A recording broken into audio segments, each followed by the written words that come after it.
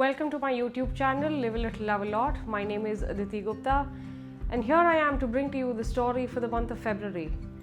And the title of the story is called Small House, Loud Love. Now, if this story resonates with you, don't forget to subscribe and share it with your friends and family.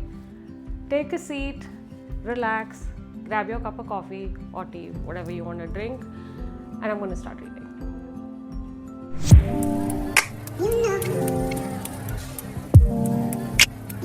The door still opened inward, brushing against the shoe rack before it could swing fully. Now Sanya had somehow forgotten that. She stood there for a second longer than necessary, her suitcase half inside, half outside, as if it took time for her childhood home to recognize her. Sanya beta, her mother's voice came from inside, somewhere inside. It was not loud. It didn't need to be. Sanya stepped inside, shutting the door behind her. She struggled with the latch as usual. Some things never changed. The house felt different from how she had remembered it. Or perhaps it was that she had grown used to spaces that didn't expect her to adjust. She didn't need to tuck in her elbows or step aside for someone to make room to pass by. In her childhood home, the walls leaned in like an old woman bending down listening to her little granddaughter whisper. Sanya entered the living room. The sofa had been reupholstered. It was now bottle green, padded with fluffy yellow cushions. She sat, but it sat in the same stubborn position, blocking half the window. The center table was the same round piece of furniture, perpetually cluttered with newspapers, the remote, a few coins, and her father's used teacups. Her eyes stopped wandering when she spotted him in the corner. There he was, her old man snoring in his favorite chair, mouth slightly open. The afternoon news was murmuring in the background. Sanya's mother appeared from the kitchen, wiping her hands on the end of her sari pallu, already frowning. Why didn't you call me when you reached? I would have sent Vikram to come and pick you up from the airport. Mommy, please, I'm not a little girl anymore. Why would you trouble Bhaiya so much? I'm sure he's still at work. Oh, her mother rolled her eyes. What else are brothers for? And look at you. Don't you eat food? Look how scrawny you've become. How much weight have you lost? Why don't you look after yourself? But before Sanya could even reply, her mother waved, and it's like she dismissed her, reaching for her tote bag from her daughter's shoulder. Put this down. Why are you standing here like a guest? Keep your bags inside.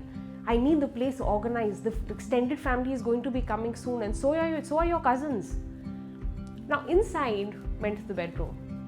Sanya used to share the bedroom with her younger sister Nisha, which was now mostly storage.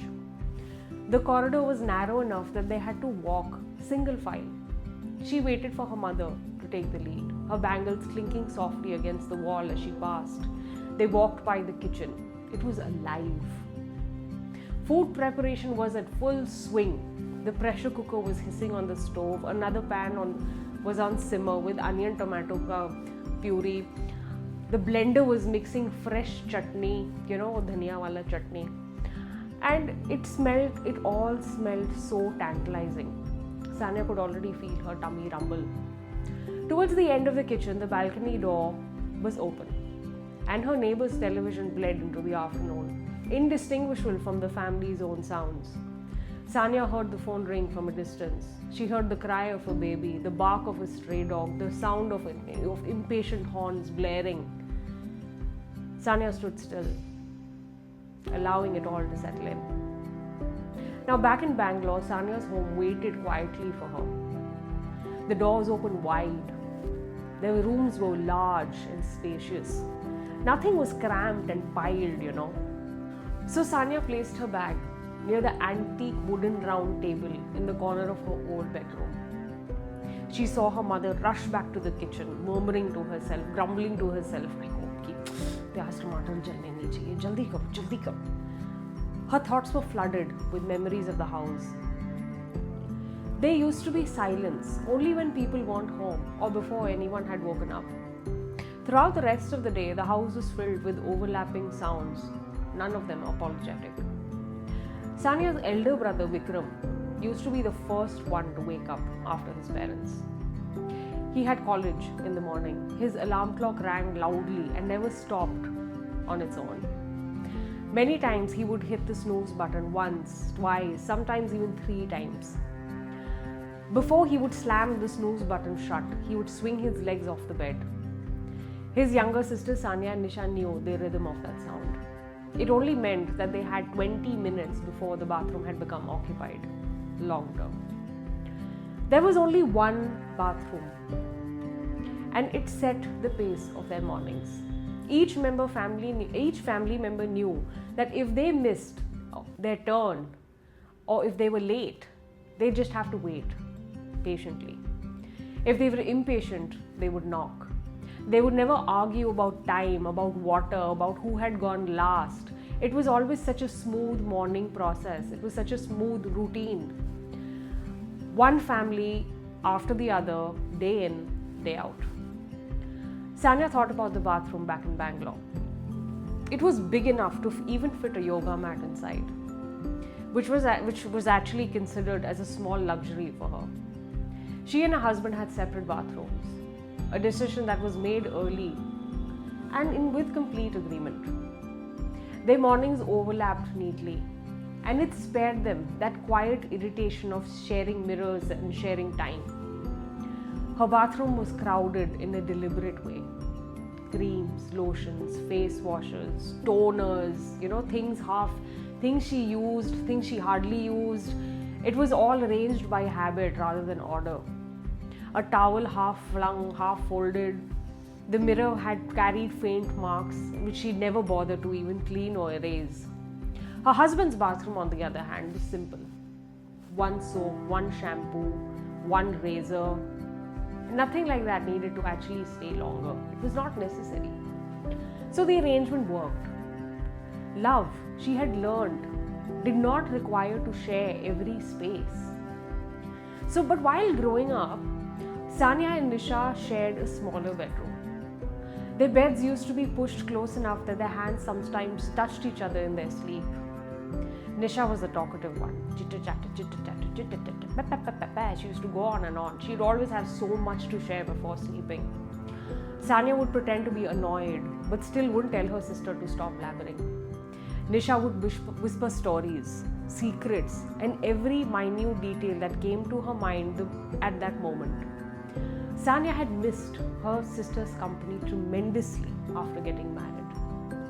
The dinner table had also used to be a study table. Their books had been stacked neatly in each corner of the room. Their mother insisted on order even when space refused to cooperate. Their cupboards were shared, their clothes were passed down, but they learned how to live together in a small, tiny house in peace and harmony, and still managing to dream, tucking in their elbows and having few expectations. Now, meals were the loudest part of the day. Plates clattered, spoons scraped against steel. The children ate without complaint until their stomachs were full and their hearts fuller. Their father was the quietest amongst them.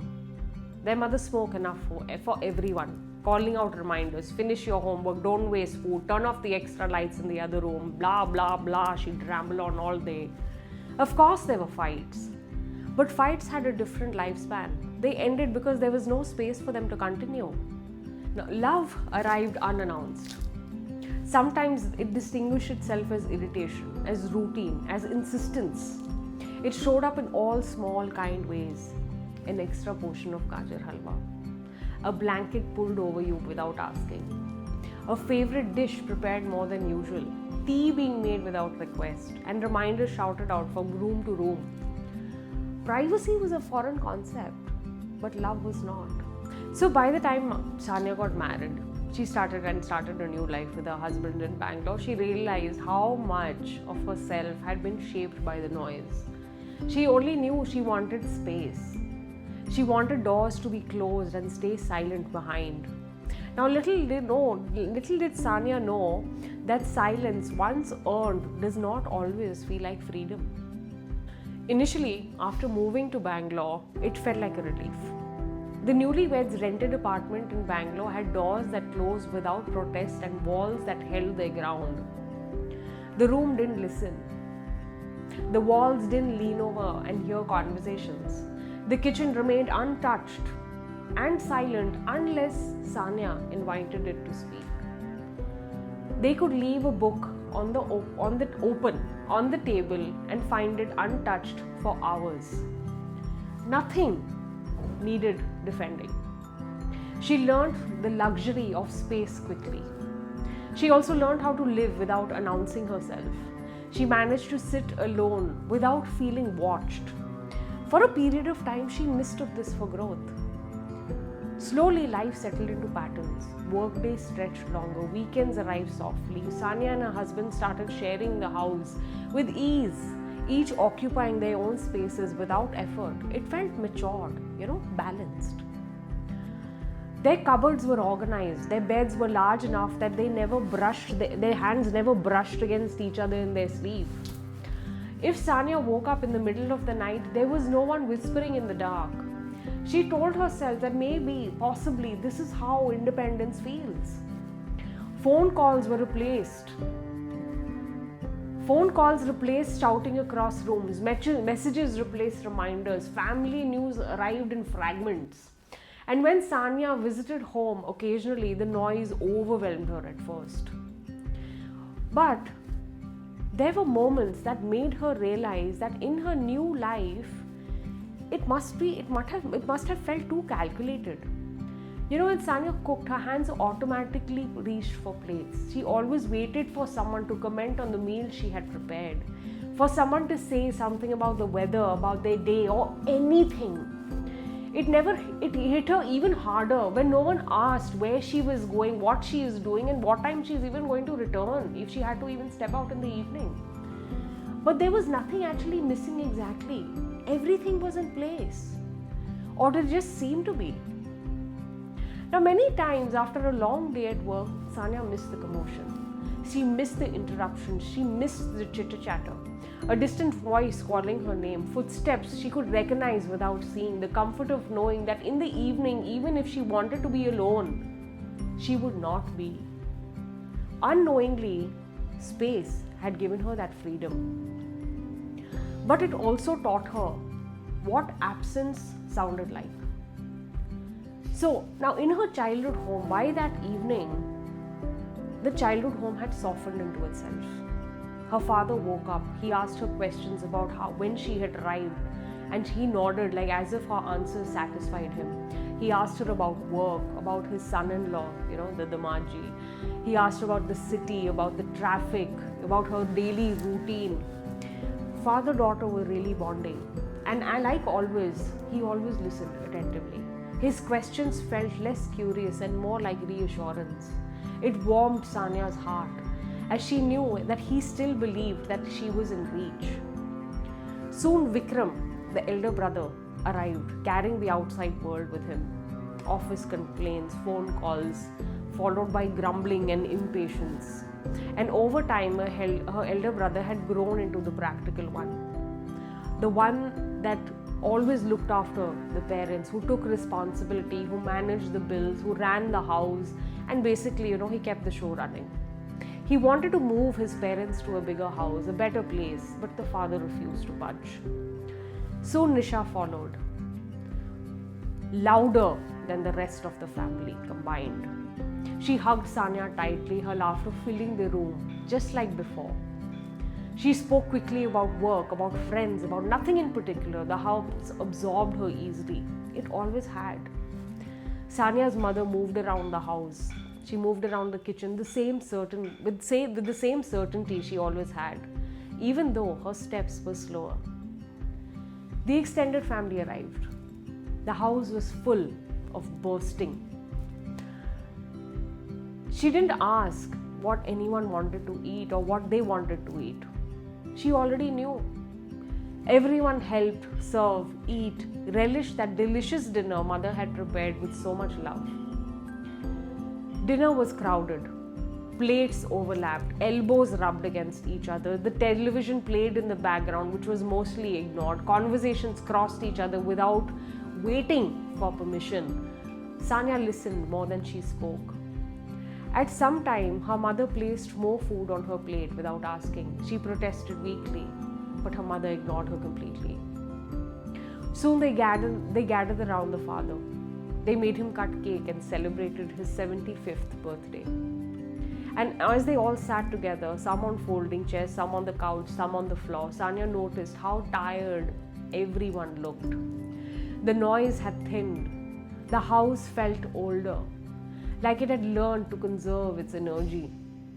And yet, when someone laughed, the sound traveled everywhere. That night, mattresses were rolled out. The extended family tucked in wherever there was space. Cousins were sprawled on mattresses. They chatted and giggled till the wee hours of the morning. Sanya had hardly slept. But you know what? It was the best time she had had in a long time. The following morning, Sanya was the first awake. The house was quiet in a way it never used to be. She got ready, dressed herself, prepared morning tea for her parents because she knew her mother would wake up soon and begin her day without ceremony. Her father would sit in the drawing room on his usual chair and read the newspaper aloud to no one in particular. So soon it was time to leave. Sanya packed her suitcase quickly. Her parents stood by the door, each repeating to call when their daughter reached Bangalore. Nisha hugged her sister tightly. Vikram carried her suitcase without comment. His eyes looked dull. The extended family wished her well and a safe journey home. But before leaving, Sanya paused. She regarded her childhood home. This house had held them all at once when they needed to. It had absorbed their noise, the fights, the growing pains. It taught them how to live with other people, how to wait, how to share, how to stay, how to survive. It was never meant to be permanent, just sufficient. When Sanya reached home in Bangalore, her home in Bangalore, she decided to make a few minor changes. She moved the furniture around. She made the space look less spacious and more cozy. She removed her husband's bathroom utilities and shifted them to hers. The following morning, her husband asked for his things. The following morning, her husband asked for his things. She smiled. Sweetheart, we're going to share bathrooms. Her husband was taken aback. What has gotten into you? You arrived yesterday afternoon and you've already made so many changes in the house. I think your parents have given you this really, really long lecture when you were with them. I don't understand. Are you okay? What's going on? Sanya shook her head.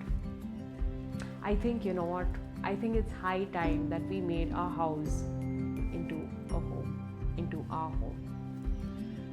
That's the end of the story. Sanya shook her head.